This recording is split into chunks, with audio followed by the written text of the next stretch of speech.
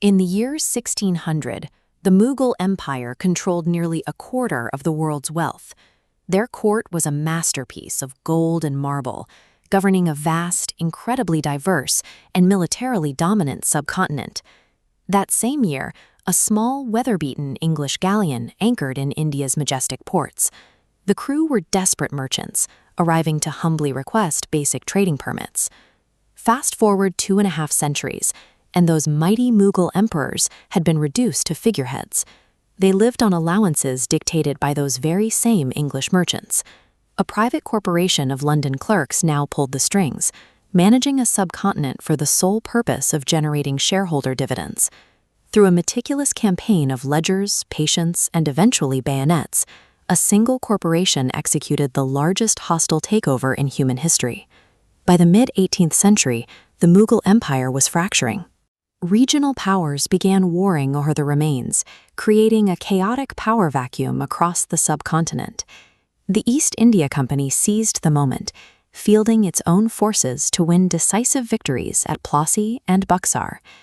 But rather than claiming the crown, they demanded something far more practical: the Diwani.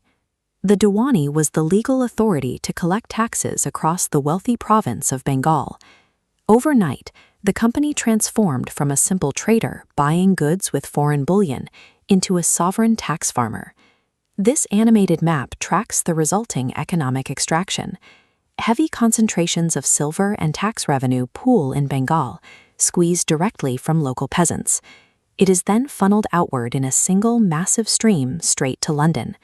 The corporate ledger became their primary weapon. Securing the tax base provided the company with a self-sustaining, endless revenue stream, financing the next phase of their expansion. With their newfound tax wealth, the East India Company raised a massive private standing army. The vast majority of these troops were Indian soldiers, known as sepoys. India's geopolitical landscape was a complex chessboard. Powerful regional states, like the Marathas and Mysore, possessed formidable armies, but were locked in constant, exhausting wars with one another. To exploit this, the company devised the subsidiary alliance. As this logic map illustrates, the company sits as a central hub, offering their private army to protect an Indian prince. In return, the prince paid a hefty tribute and surrendered his foreign policy, effectively building walls that isolated each state from its neighbors. The financial burden of these alliances was staggering. The cost of the tribute drained away local wealth, inevitably bankrupting the Indian princes and leaving them entirely dependent on British resources to survive.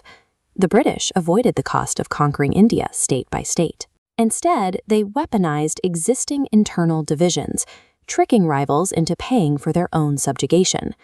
By the mid-19th century, Governor-General Lord Dalhousie arrived to finish the job, pushing to consolidate British control with aggressive bureaucracy. Lord Dalhousie applied the doctrine of lapse.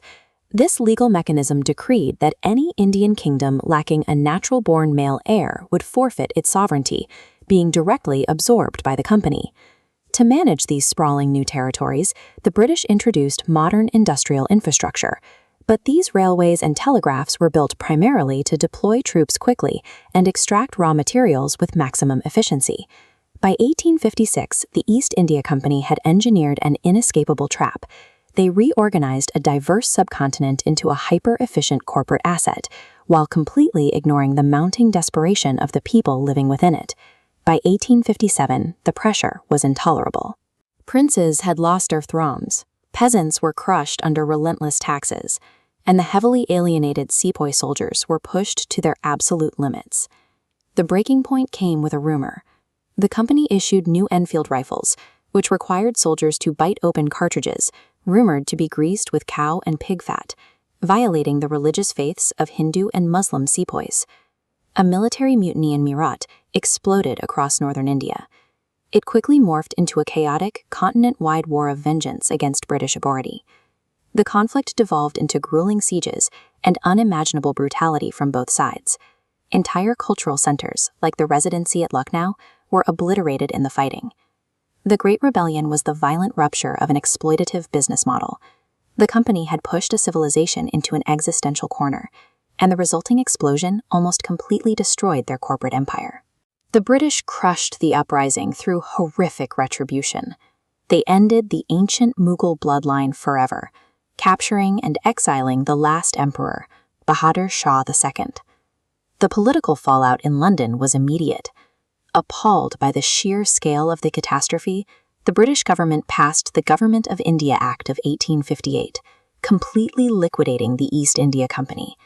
Absolute power transferred directly to the British Crown. India was absorbed as a formal imperial possession, ruled entirely from London. This formal imperial transition birthed the British Raj, leaving scars of subjection that would eventually ignite the fight for Indian independence.